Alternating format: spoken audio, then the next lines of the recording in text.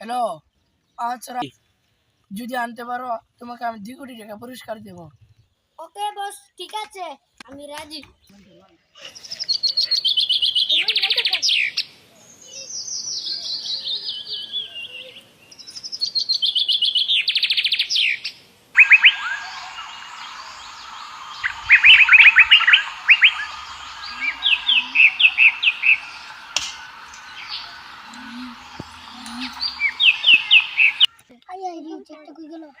Hello, hello, K?